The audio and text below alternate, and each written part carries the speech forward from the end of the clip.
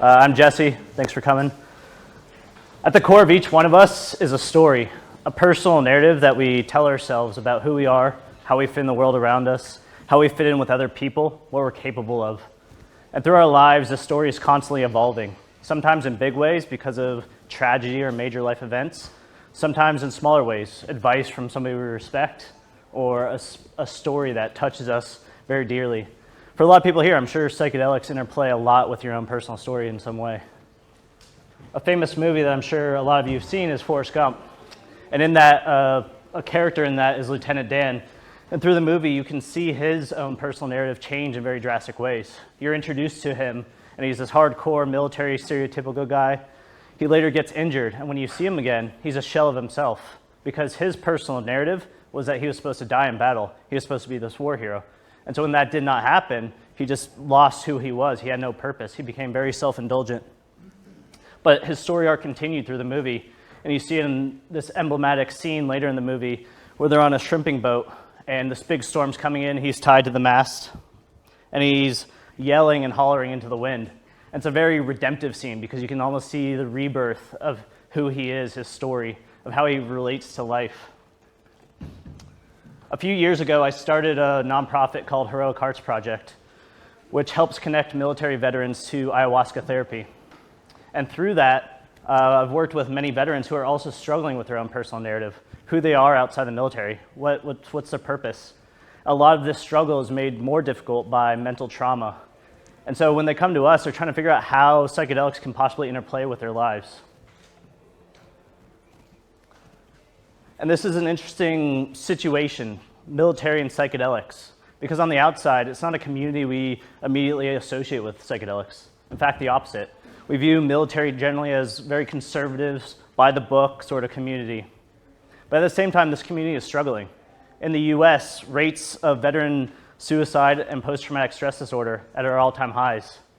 And the current treatment options just don't seem to be effective. So a lot of veterans are actually turning to psychedelic therapies. This group that we don't associate at all with psychedelics are now becoming some of the biggest advocates for it. So what's behind this transformation? This is not a simple transformation like changing your toothpaste brand. This is a huge change in the personal narrative of this group. For any social movement to be successful, it has to find ways of appealing to the outside world, bringing in detractors, bringing in the doubters. And I truly believe by following this veteran story, understand what's going on here, this movement, this psychedelic movement, can learn a lot about how it can also appeal to the outside world. So this is a story of the veteran transformation. Like I said, when the veterans typically come to us, it's out of necessity. Typically, they've tried all sorts of therapies, EMDR, prolonged exposure therapy, all sorts of medications, and generally to limited success. And a lot of these veterans are just deeply yearning for some sort of connectivity, some sort of reconnection to their humanity, civility, but they're just blocked by this mental trauma. I want to find a way to live, maybe a reason, something to not make me wish I was dead. I keep trying to keep my head above water. I know the answers are inside me, but I can't seem to get them. I've tried outside help for 15 years. I'm tired. I know I need help, but I'm scared. I'm scared to ask or appear weak. I'm hoping seeking non-traditional treatments that make you look inside can be the answer. I'm only looking for hope and direction. That's just one of the many testimonials we get on a daily basis. And so talking with these veterans and seeing how they got to ayahuasca, because this is still a big leap, the story is generally pretty similar. They hear about it through social media or some other media. They start doing their own research and they see various testimonials. But more often than not, these testimonials don't appeal to them. They're people they don't relate to, or oftentimes the people fall into their negative stereotypes. And a lot of times the facts and figures just kind of roll off their shoulder as propaganda. It really wasn't for most of these veterans until they saw another veteran testimonial that this actually became an option. They saw this person that they trust, respect, that speaks the same language as them, and for the first time, they saw this as a possibility in their own lives. Like many people nowadays, there's still deeply entrenched stigmas around these substances. For a lot of people, they just view all illegal drugs under this blanket, it is bad, and if I take it, then maybe I will also be bad. Especially for somebody with a strong sense of self or moral code, that's the last thing they want.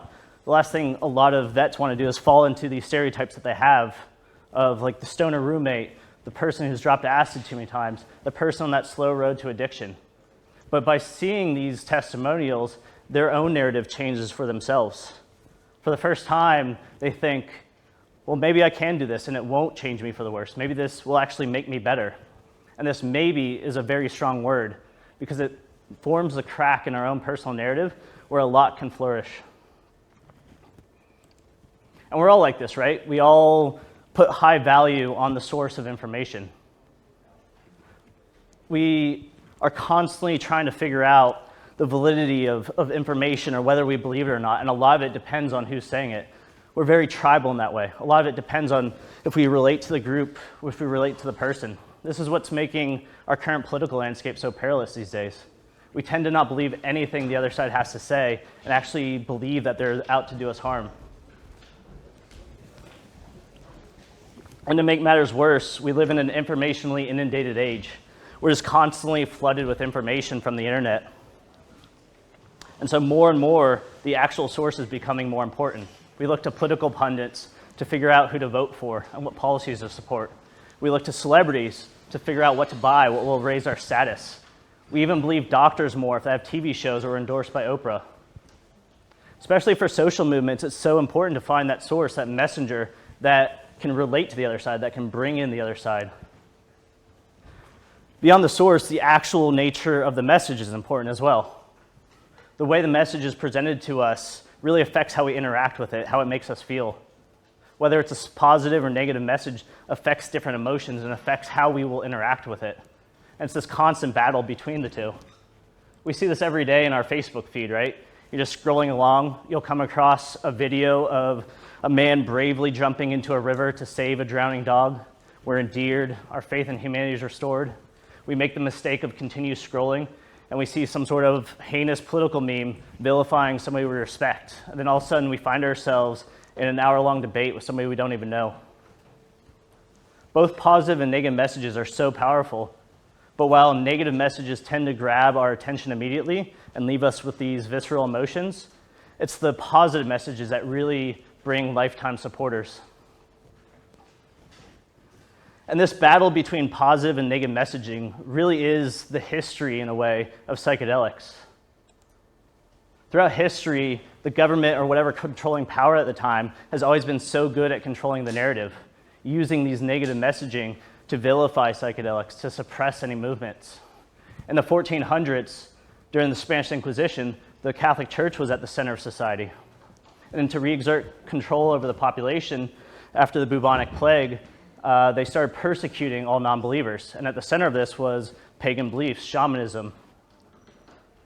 Fast forward to the 1930s in the US, in order to exert power over ethnic communities, including Mexican communities, black communities, the government led a campaign to vilify marijuana and associate with these communities.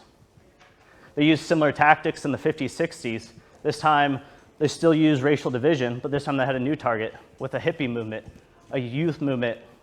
And this was an easy target for them because a lot of, especially more conservative sides of America, viewed these young people as irresponsible, overindulgent.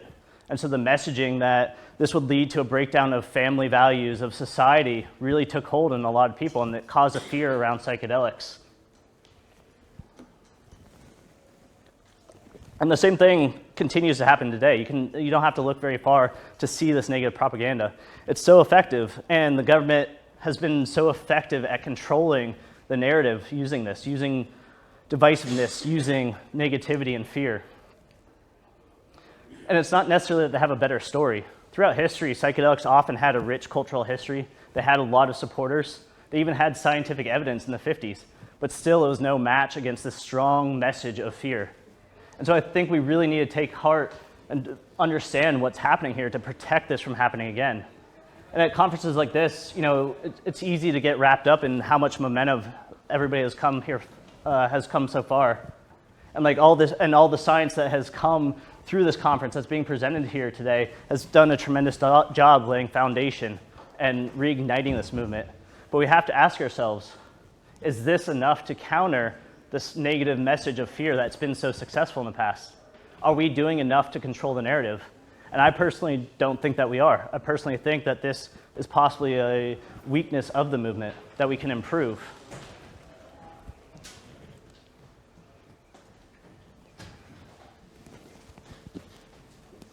Because while facts and figures are great at leading to conclusions, it's the emotion that really changes behavior. Recent research actually showed that at least 85% of our behavior is determined by emotions. We are a species of storytellers. We really need to have this deep emotional connection. We need to have something that shares our story or take in that story for us to be connected, for us to support it. Any successful social movement knows this. They know that they have to appeal to the emotion, to this baseline aspect to bring people in. One of the most iconic social movements that was successful was the civil rights movement in the US in the 1950s. Dr. Martin Luther King knew that this movement was not a logic one. It was not based off reason. It was not a question of convincing the other side that factually blacks and whites were just as capable given the opportunity. He knew that it was an emotional argument. He knew that he was fighting against deeply ingrained fears, deeply ingrained racism. And so he countered this message with an equally powerful but positive message. He appealed to the baseline Christianity of the country at the time. He appealed to the fact that for many, we're all God's children. We're all equal under God's eyes, and everybody deserves a basic level of humanity. Imagine how different his speech would have been if it went, I have a dream that someday genetic testing will prove beyond a reasonable doubt that we're all equal. It just doesn't have the same appeal, right? No, instead, he said, I have a dream that one day little black boys and girls will be holding hands with little white boys and girls. Very simple, but very powerful. It appeals to that innocence, that baseline in all of us. Through the work with the foundation and just general outreach, an interesting thing I found is that a lot of the things that have been working and appealing to veterans appeal to the population in general in the US. These veteran testimonials, these veteran voices tend to have a very strong impact with the population in the US. And it makes sense, right? In the US, the veteran community is very well respected, it's very trusted. As we said before, it's not immediately associated with psychedelics, so that lends credibility to the message. And further, it is a message of hope, it's a message of healing. It's about bringing other people in to help this community that they respect heal, get better. And when people I reach out to, they see these testimonials or they hear this message from a veteran, it changes their own narrative. It changes how they associate with it. Even if they are still staunchly anti-drug, it allows that slight deviation in their own story. They can think, well, this is still not for me, but if you're showing me that this is actually helpful for these people I respect, maybe it's worth looking into. And again, all of this is not about completely converting somebody's perspective, changing their mind immediately. It's about finding and changing that story slightly to where there's an intersection, to where your stories can be aligned. And within that slight change, that slight possibility, all sorts of things can happen down the line. And we see this playing out in real time, right? There's a reason why MAPS targeted a veteran community with their MDMA trials. In their most recent fundraiser for the final stage trials of the MDMA, what they found is the donors came from a much wider demographic than normal. They even had some major donors donating millions of dollars that were very conservative people that would never be associated with supporting a Schedule I drug, a legal drug. But because it had this aspect, it appealed to them. And I'm no expert in local community, but I do feel like a lot of the same elements are in play here and many other countries. I do feel like a respected group of veterans can reach a large segment of the population here that would normally never entertain any sort of discussion around psychedelics. And it's not just veterans, it's all these service members that generally as a society we trust, we respect, we look to protect our society. Firefighters, policemen, paramedics. All of these people are trusted. All these people have very powerful voices in the community. But all of these communities are also suffering in their own ways and could heal a lot from psychedelic therapy.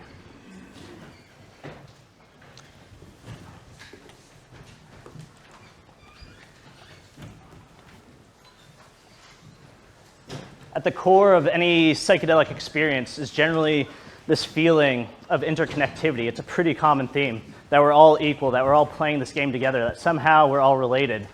And I really feel like this movement can embody that, bringing in these groups that we may not agree with, that we may not see eye to eye with, that may be completely out of our world, but bringing them in under the same banner, the same message that everybody deserves a basic right to heal.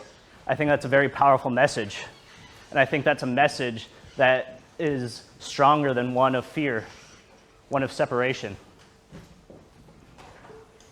The actor who played Lieutenant Dan in Forrest Gump is named Gary Sinise. And he said many times in interviews when he was doing research that a lot of the veterans, the disabled vets that he came across, it really impacted his life. It changed his perspective on a lot of things, on himself. He later founded the Gary Sinise Foundation, Lieutenant Dan Band, both of which have been extremely supportive of the veteran community. And at the same time, what he found out is that a lot of the veterans that he worked with, their stories were also very much impacted. For the first time, by seeing this Lieutenant Dan character and seeing him overcome so much, they too themselves believed that there was life after injury, that life was worth living. All this from one fictional character. And that is the power of a story. So thank you for listening. If you guys have any questions about what I do, military, that sort of therapy, the foundation I run is Heroic Hearts Project. That's the social media. So yeah, if anybody has any questions, feel free. Do you encounter people who are worried about the veterans' worldview, or more universalist or more like pacifist? Yeah, you encounter that, but that's all part of the inclusiveness, right? The only way to change other people's worldview is bring them in and accept it. A lot of these veterans, no matter what, people are going to have different worldviews, but a lot of them going through this therapy, it changes their perspective on a lot of things, including plant medicine. Do you think some people perceive these types of treatments as a threat to the functioning of the military? On a higher level, possibly, but I don't think they necessarily put too much thought into it, honestly. Could you say something about the process of the treatment? So the process of the treatment, we have an application on our website. Generally, it's through word of mouth, through social media. They come to us when we are able to, based off of donations, based off of donors. We get together a group. We go through their applications, see who's a good fit based off, what their medical condition, their intention. And then when we find good candidates, then we set them up. We help them logistically. We set them up with a coach that prepares them mentally, diet-wise. They go to a trusted retreat that we've worked with in the past in a variety of countries. And then that same coach follows up with them on an integration process, and we have other means of support afterwards to set them up for the most success possible. And the retreat will presumably be more than one ceremony? Yeah, traditionally it can either be a week to 2 weeks, and so within the week it'll be about 4 ceremonies, which tends to it tends to work out well, of having at least the option of 3 ceremonies. Yes? Just an observation, my particular niche is talking to groups and not part of the conversation. And the entry level, exactly what you're saying, is through the respect for the veterans and the need. And that's universally recognized amongst the most conservative folks. And then they make the connection from that to stretch out saying PTSD includes sexual violence, etc. And that then, I found, is like the end in the mental health community.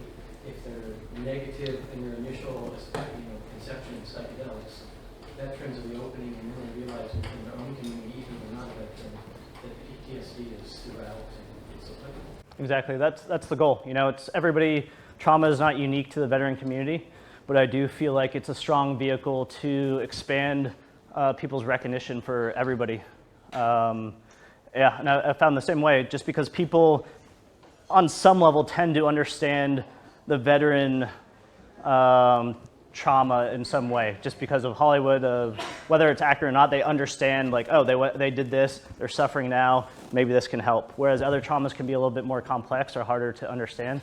And so it just gives people, in terms of their own storytelling, that avenue of this. And I think also it adds, it's very helpful because the veteran community, a lot of people that they've not served, they feel a certain degree of guilt. And so it's actually helping in a demonstrable fashion in the veteran community. Really, we just look at it slightly differently and suspend maybe their prejudice. Right. And then on the other side, like I said, it changes veterans' perspective too, especially if they're at these retreats with civilians or other people. A lot of times they realize that trauma is just not, it's not them. Like other people are suffering in unique ways. Connects people through donations, all sorts of things. Just wondering if there's any particular reason for using this particular substance as opposed to mouse, MDMA, mushrooms? There's a few reasons. Not every, but for the most part, psychedelics can all have some sort of therapeutic benefit if you do it in the right way. Ayahuasca just tends to have benefits over others in that it's very hard to confuse it with a recreational drug. It still doesn't have the stigma of a lot of others, so it's on you to form the narrative around it and bring that discussion. It also tends to be more poignant in the therapeutic aspect, whereas mushrooms, if you take them in certain settings, it can be easy to ignore it or have that recreation. Ayahuasca tends to be more in your face of like, hey, deal with this shit right now, you know? And just in terms of the veteran community, they tend to really take to it. There's a ceremonial, ritualistic, warrior sort of aspect to a lot of the ceremonies that really appeals, because veteran side is all about ceremony, right? It's all about tradition and that. And so it's this overlap that works really well. What is the sort of setting that you use for ceremonies? What kind of influence, the sort of setting that you use for ceremonies? What sort of influence? Is it quite medicalized or is it more? No, I try to keep it in the traditional sort of Shipibo or Maloka sort of fashion. Like I said, it builds on that ritualistic, and just try to find that middle ground. You know, West meets the indigenous stuff. So still highlight the indigenous views, but then also provide a translation that maybe somebody that's never been exposed to that can understand. So kind of combining more modern style therapy with this traditional viewpoint. You've mentioned a couple of times that these people develop quite different narratives. I'm interested in kind of quantifying that. So how many of these squaddies, these veterans, will come through an ayahuasca experience and not be, how do I say, the kind of people who would join the army and go and kill people? What do you mean? Like how many of them didn't know that what they're getting into in the military, or how many of them? So what kind of percentage of these people will come out of it?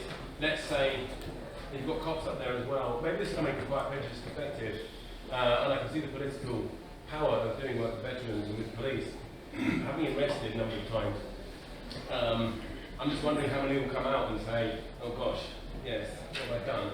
Maybe I should devote my life to something which is, entirely different.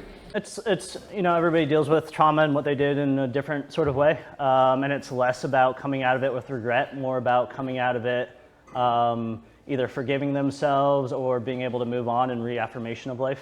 I understand that on as the individual, like having a curative process, but in terms of like a change of their conception of what it means to be a person.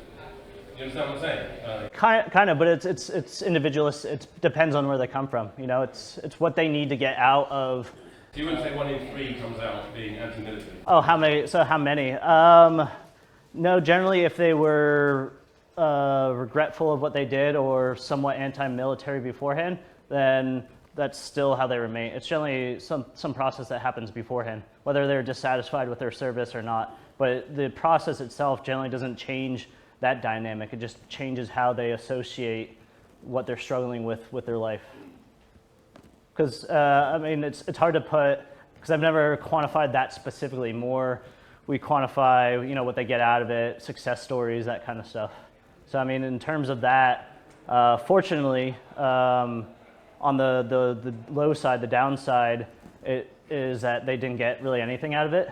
We haven't had any negative or re-traumatizing experiences, and that's a lot with the preparation and the and figuring out who to appeal to. But then on the plus side, it can be very transformational, reaffirmation of life, taking out suicide ideation. But like I said, it's more of a, okay, I'm here to live. That was my past. This is who I am now.